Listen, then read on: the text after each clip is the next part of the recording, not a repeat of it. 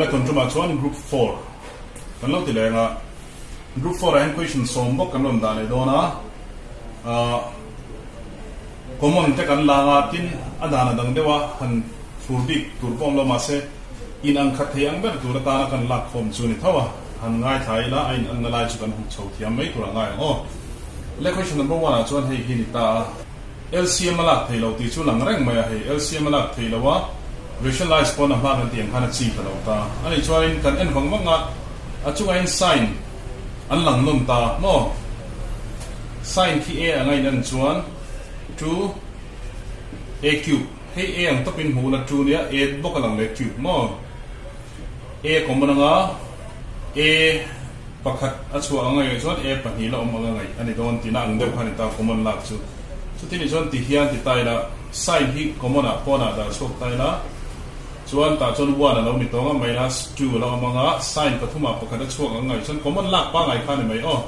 sin square ni tani cube kha square pakhat achua chuan mo huai poi cos voi khata commona ti chuanin ta hianin 2 lo amanga cos hi square lo om bokanga chuan minus 1 khani tani hei han enula kan target khatan ani ta sin by cos hi tan khani ta upon chau te pani hi bang mai thei se chon tan achho mai dona hemi bracket huam chungi cancel cha ko mai chu ti hanan ti don taila sin theta lo manga ti chuan 1 minus 2 sin square theta cos theta 2 cos square theta minus 1 ka copy non mai hei hi helai ta ki sin square hi cos square on lu theina chance siam sakdan ngai ko taila cos sa chan theina chance emo helai cos square sin on lu theina chance san ngai ko taila hetiang in ang turang in hisab thei taila ka tina ni chu a thadon riawa chu sin zo ki kan khoi nang lam teng helai sin square chawi lo enula sin square chaw kan khoi nang lam don chuan cos square le lama pe chon 1 minus cos square tu chia sin square aya hian ta hian 1 minus cos square la lut pop taila tinali chu ei bracket diana lo chang lo se chunga bracket te kan thang se ti chuanin helai sin square aya top hian 1 minus cos square atu pu ha kala lut ta chu tini chuan sin theta lo manga chuan 1 no 2 1 is 2 minus plus or minus 2 minus or plus 2 cos square or 2 cos square ani tani chuan huai kha lo la da taila 2 cos square minus 1 chuan sin theta hi lo lam se chung tak hi 2 le 1 ani minus chuan 1 chok ta sin len zo kha minus 1 tani minus 1 ti ziam sak ai ka chuan 2 cos square plus nei zo ki ziam ka samaula poinawa 2 cos square theta 2 a 1 pai chu minus 1 ania an huai kan lo khoi dang lam phal mi alo char ta huai chu chung ne an pha chi ta hei zong hi cancel thei ta chu ti ni chuan sin by cos chau bang to sin by cos kan tunge thuk le kan ti kha tan theta chu LHS is equal to RHS kan lo ti le ta ni chu group 4 ta na question number 2 chu hei lo ni le ta LHS chu angai khan zia le photila ole ta hianin han en mai hianin ti dan hi lo pang tan hen awang hian ka ring thin lo tuka keipo ka in chana awang don hen ka thin ani ma sengin khoi tamanga ya ti tamanga ya in chok non tlap tlawa voi nga voi som in cho chon thiam lo turom lo ni tin putina hria nga ya nei thei ka ti fo ka hria to ni chuwangin helai te po hi hetia ti hian all mmc ya mitina hungal to thin sia khalai kha ni ve ula kalau du veo thin ani han en taila cos theta hi ta hena oma an position hi le hei kha kila one nen hianin muron nuam war mai do ni time cos hi kan ziak ma sa dei chinanga chuanin plus 1 hi nu hei le hei ka thang mai mai ni asiri chu lo langai ta se khatia ti na chang kha engting hi hriat bi ka ni chuanin cho tam mai mai cho tam lo chu soingai na bak ka shalo ni chuan cho tran tir ber chuanin ka cho tran tir ber thin lai chuanin MBSC na syllabus semon kha ka an textbook kha thararon chuanin question kan la hungai lo te kan solve sin khanin declare lo heti zo khen kan lu pui teng tia style sang sanga lu kwal pui chang kha chu kan nga khatiang khan alo dik lawa bul reng kan tan le ya ti khan adik kan hria to hu khan adik kha kan chok than chon nga ya kan nei ta mai ang deuh hi ne mai so bang chen cho thana ngai ti ka hriat tur ni chuan 1 plus cos ka cos plus 1 ka zia ka chu zong chu dang lam na ne enge khati ka ti kher kha tang kai na kan ti chuan cos theta in hunga ta hian hei 1 minus sin square a hei ka kop ta dei ta sin square phale lama ba phei angi ngai ula 1 minus sin square lo ne an atuk le che chu cos square karang tuk le che don ta ni plus cos square no chuan ta hian sin theta 1 plus cos theta enge khatia hemi te pani aya cos square on lu le dei hei aya on lu ti tang kai na kan ni chuan achunga hen cos a common ta chi ta cos pakatama cos square ani ta chuan cos voi khat pona chua kanga ta chuan 1 lo ni tonga plus sei hi cos square pakata chua chuan cos pakata lo omanga ngai nia a huai kha 1 plus cos ve tho lo ni box ya hen cancel ta cos by sin hi cos by sin hi cot ani ta chi ta kha ka chuak le mai thei tina ni chu chuan kan lo proof le pha thina helai akong te kha bultan na kha in thia bu chuan ti na mangai ti kha pom tok mai ro le question number 3 kan le kha hey all khop maya harmel tungina langa achunga hianin hey cube achunga hianin sin cube plus cos cube langa mo hey hin mu ha langa chu he lai formula in taula a cube angin bula plus b cube angin hey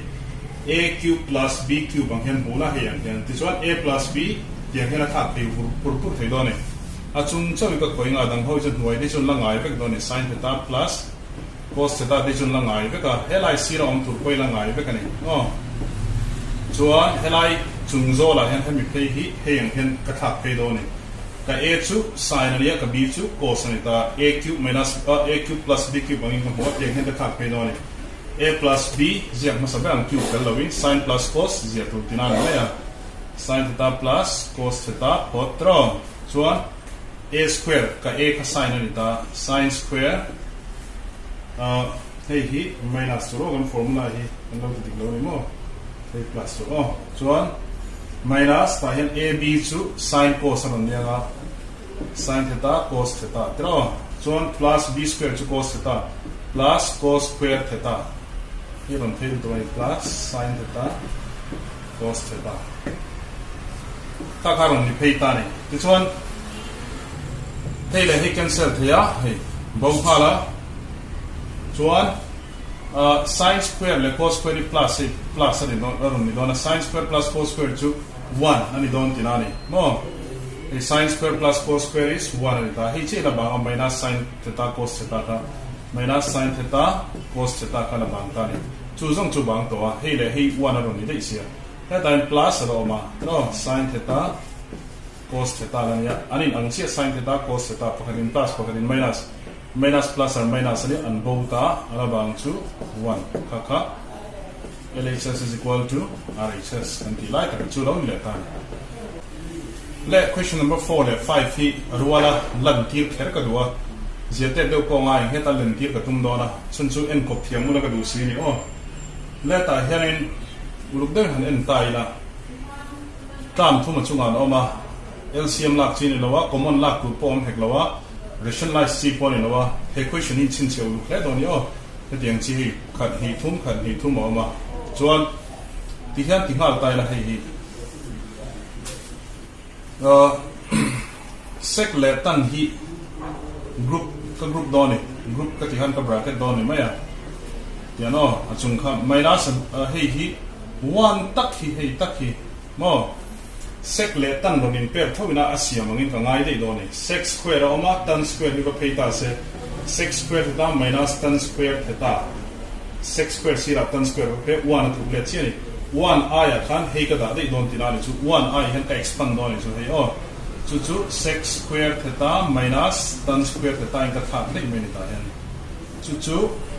an huai hi ala ngai do na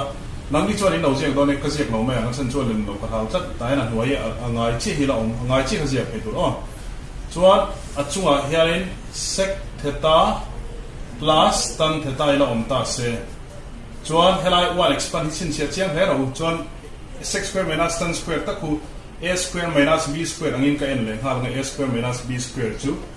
a plus b a minus b khania chu he ka thiat le vak do ne minus chu lo lam se ka a chu sec anita sec theta plus tan theta a plus b ina a minus b chu sec theta minus tan theta ka kha ni ta ni ka thiat ta ni chu an huai hi la ngai le huai chu ngai ziak mai ro nang mani tan minus sec plus 1 khi chu chuan achung hin an le tai la ta hianin sec plus tan hi bracket hi hlom khan angin ngai ula minus a pol hlom khat thil pathum om angin ngai ro thil pakhat minus thil tain panin oma je chu a angin ngai ula hemi bracket pumpui a angin minus ndanga hei sec plus tan an le sia sec plus tan la ni ve thawa hei hi a ang thui la en le thei ta chuan sec minus tan ani ta ga vain alphabet in angkha example la ka hmana hen mang talo tai la b mang tai la hei le hei chuin anga a minus hei a ang khan ngai tho la b a minus ab ni ta ti chuanin a hi common ta le hei a pona chokanga ta hen buana omanga minus ta b la bang chi khanin hei hi common a pona in da chuak nal na lang sec theta plus tan theta ani anga ti chuan bracket chunga om tur chu 1 minus sec theta minus tan theta ni ta de mai ne kan tha thiam mo hei nen thiarin common angina pona ka da bracket chunga lam chu hemi I hian one om to hemi te pani jing an hei cho chu hei chi om to tina ga ni chu an hoi na ngai le angin la ngai zero chuan ta hianin achung kha sec theta plus tan theta la omaga chuan apply to 1 omanga hian open se minus plus and minus sec theta minus minus plus tan theta ita an hoi hi kan siak lang to nge hei char khan hoi la omanga kan ngai khani kha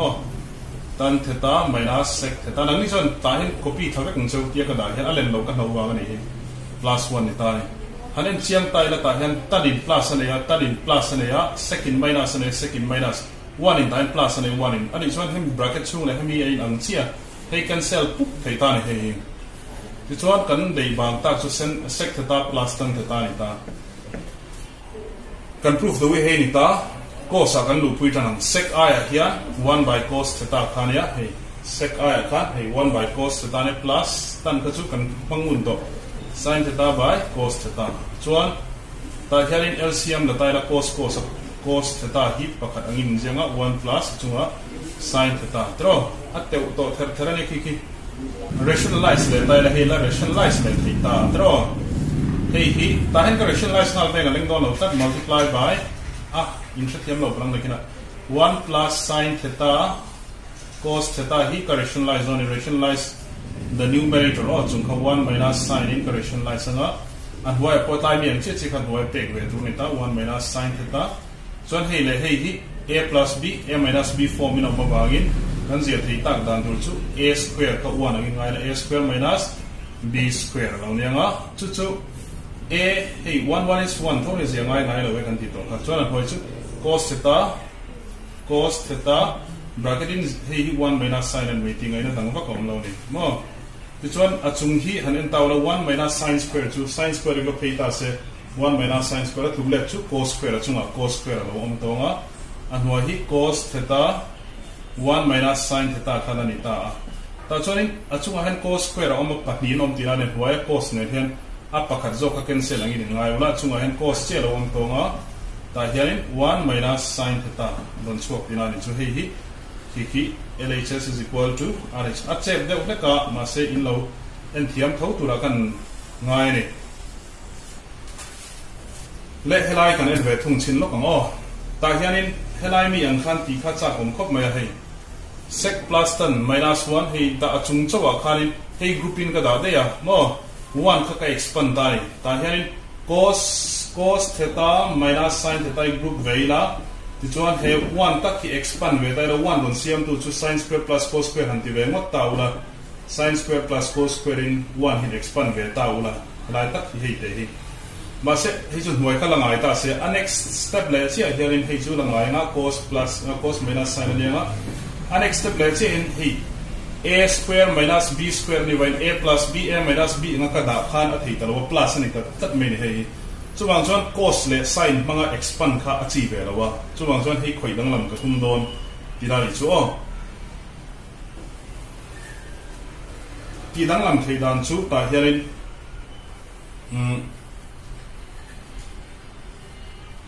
hei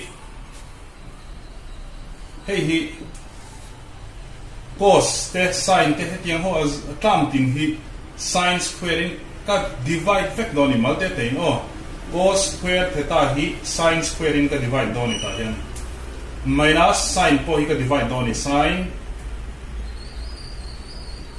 theta in sin theta hi sin z in plus 1 po sin z vekin siam ran katum doni chu cos po hi sin bokin sin po hi sin vekin mo pakati to chuan kan man ang khana vain ti vek ngai cos si sin in divide hai vain divide ta vek me chuan enge kan nei thar ta kan en sin nom cos by sin hi chu cos by sin ka cot achuak ta ni cot theta tro minus sin by sin cancel chuan 1 achuak ta plus 1 by sin chu hey sin hoi chu chuan 1 by sin chu cosec hi luk ta cos by sin ka cot ania plus ta hian sin by sin cancel chuan 1 ani ta minus ta hian 1 by sin ka chu sin chu chuan cosec ani ta kha long ni ta ni cosec theta tiang ka ti ve fe phatangai ka siam ran te phot no ni chuan ta pen kala lu moi lo wa 1 hi expand ka lu no na sira ka da phei hiang he no ni cot theta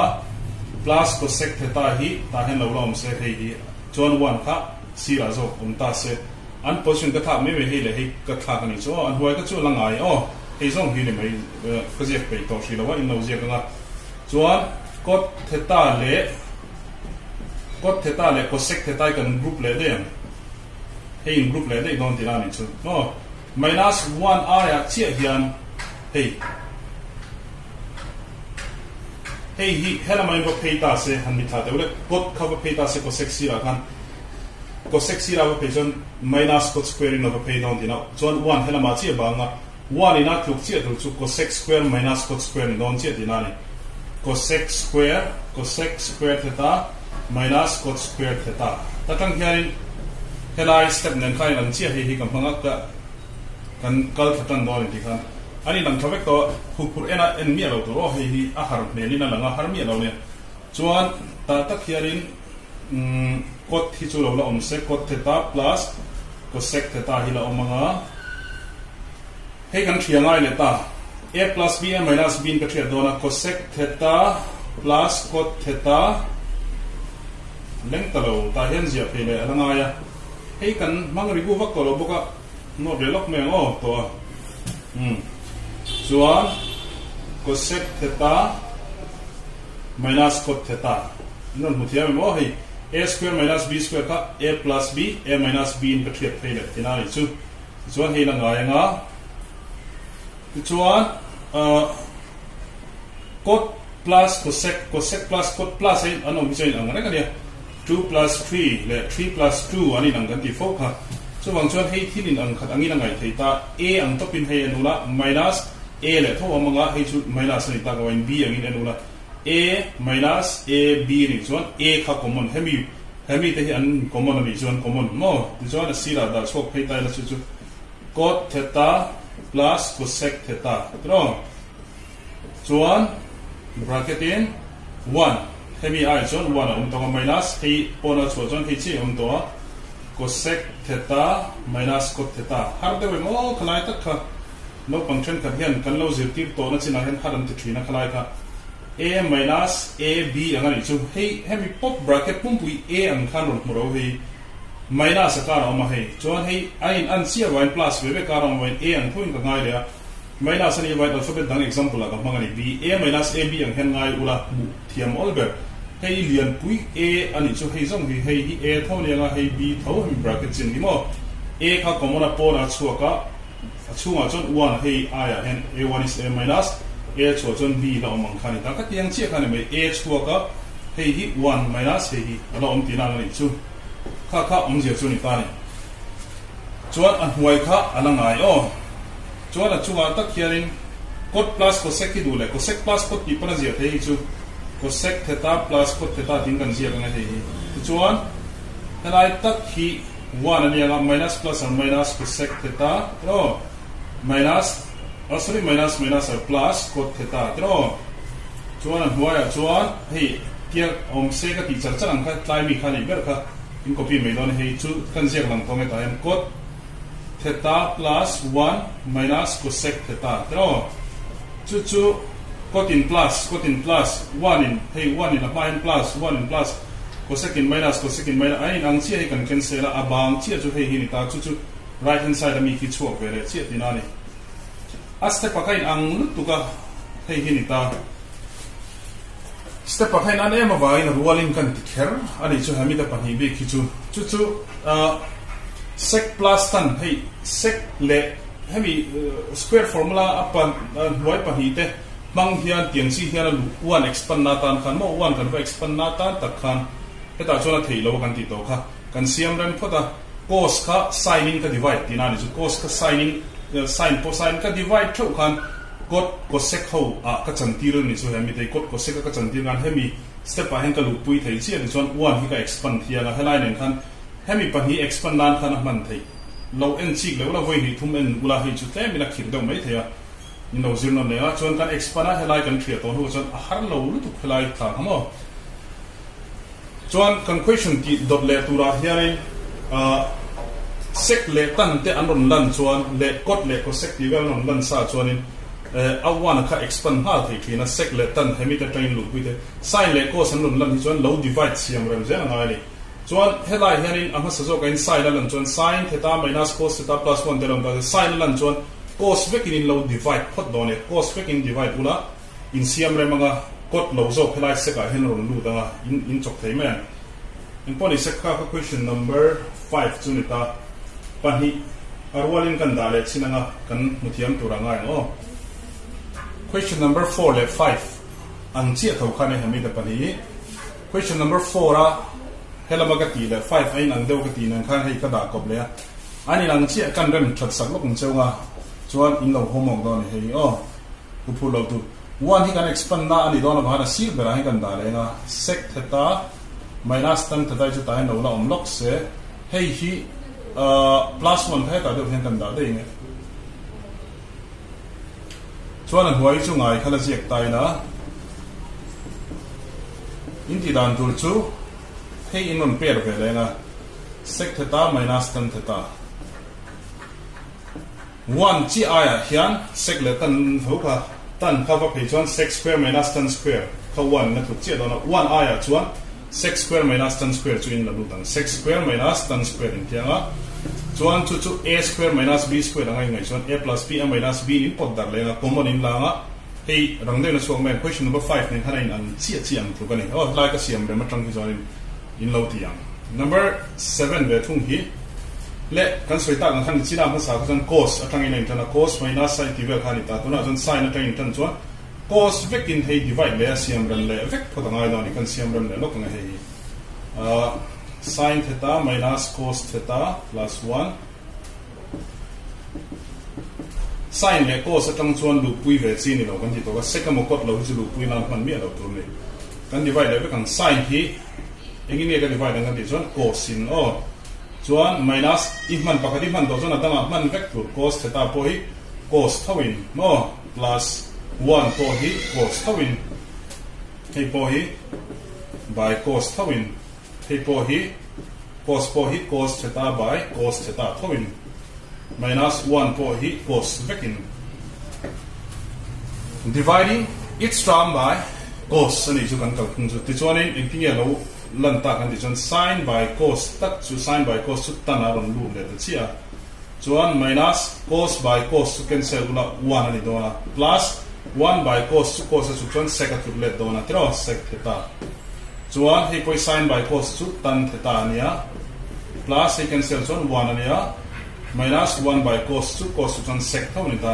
hei helai ho bon he nang le reng to don tinani sin le cos atanga lu pui ve ngamom lo tinani sec le tan pair amo cot le cosec pair tang chu lu pui thei ni ti chuan tan theta sec theta kan jiam sa be ngai moi lo chuan plus tan an position ka thak mai me don tan plus ania an position ka thak minus 1 sira ka da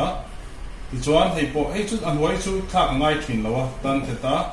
plus 1 minus sec theta helai le hein ang le do reng to hei an lu pui le do ni chuan he 1 tak hi kan expand le mo sec theta plus tan theta hi ka group de nga pakhat angin ka danga minus 1 tak aya hian 1 ina ku tur chu hei phei se sec square minus tan square ne dona sec square minus tan square hela in homo ka tina hela sec square minus tan square ka lu puin ang zel chuan hei ngai hnuai ka ziak pe lo hela mai kan continue mai nge ti chuan hei hi sec theta plus tan theta ina se hei hi a square minus b square angin ka thriat ang a plus b a minus b hey a square minus b square chu a plus b a minus b in ka thriat le hnuai pola ngai le an han ngai ula ta chon common in pulenga hei le hein common le ta ni hei mo a minus a b ang thokan sila hela fiade kan soi do kha hei common ti khani maya sec theta plus tan theta common a an lai ang ve kania chuan hemi aya chuan 1 si om thei to minus he chhuat thei wain hei si om to nga sec theta minus tan theta no chuan hnuai la ngai nga ta ta kian hong le tai la sec theta plus tan theta alo mga hei tak kan hong le ang 1 ani hei minus plus and minus sec theta minus minus plus tan theta no chuan hei an hnuai angai ti ka ziak zela angai tak hi hei kan copy to nge tuna chuan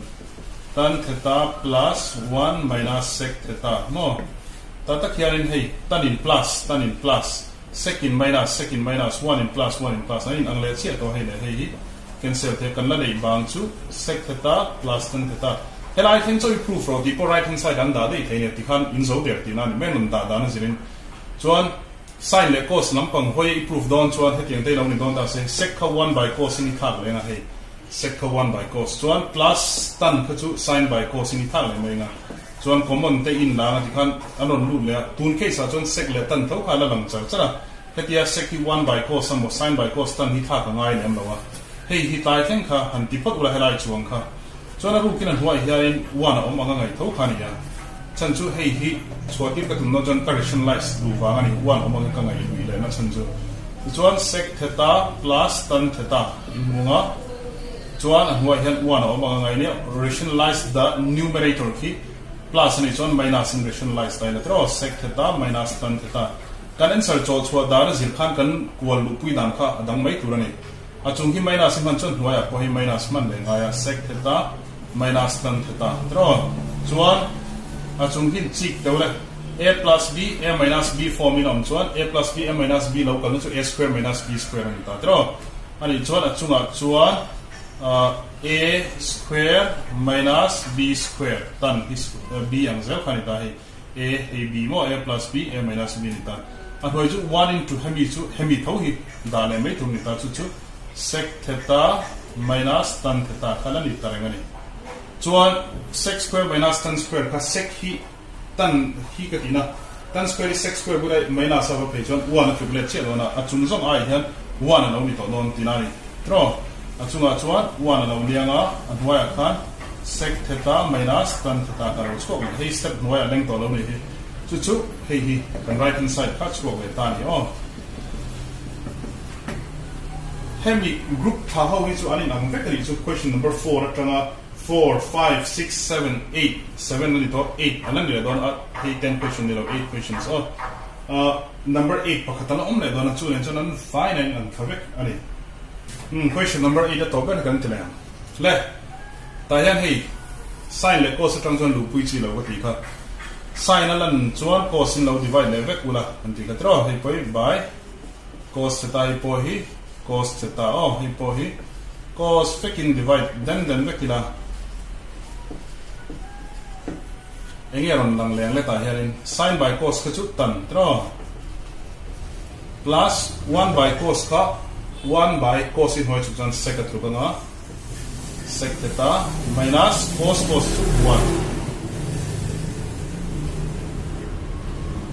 minus cos 1 no chuan cos 1 thomania minus 1 by cos ka secania 1 by cos sec atru le plus fiat zum ve to sin by cos 2 tan kha lo ni le ta chuan hei hi 1 hi kan expand le don tin kha ni le maya sec le tan lan na khan tan square of pay nga sec sira an sec square theta minus tan square theta tino hey of pay a le lama tu le che chu 1 ta 1 aya hey la lu le don tina ni chu 1 place a che hian minus 1 aya hian sec square theta minus tan square theta a hey kan ziak ma savela helai poizia thei thawa hey le hey a hemi te poi sec ki ziak ma sak dei thei plus an nei ve ve thawa kan ziak ma sa le sec theta plus tan theta kan tinga chuan hey kan pair le deng gupino an huai alangai kime o tun tromi chu top na ni poka kan ziak zo ve vek to ngai plus tan theta tro chuan ta hian sec theta plus tan theta lo manga chuan helai ta ki a square minus b square in ka thiat le do ni a plus b a minus b chuan 1 minus sec theta plus tan theta chuan ai lai dan vek hei le hei a ni a minus a b angani ta hei a minus a b ani chuan I a kha common hei le hin an sia hei pora chok le nal na nga sec theta plus tan theta chuan kan bracket anga 1 hemi aya chuan 1 ani to minus lo ma hemi chho chuan hemi chi om to sec theta minus tan theta chuan an huai chu 1 minus sec theta plus tan theta langa yanga chuan a chung chia hi sec theta plus tan theta ilo manga he kan thiat le doni bracket chung u 1 ani anga he minus plus or minus sec ani anga minus minus or plus tan ani anga an huai kha 1 minus sec theta plus tan theta lo boka chuan hey tan plus sec minus equation position in ang thlapin an om kan sem ha rang ani chuan sec plus tan theng hi proof tur te pon anon da chang om chuan ti khani proof nga le mai ma sa tun ke sa chuan hey proof tur khai ta chuwang chuan sec hi 1 by cosine lu pui le tai la tan hi sin by cosine lu pui tai la chuan hey kan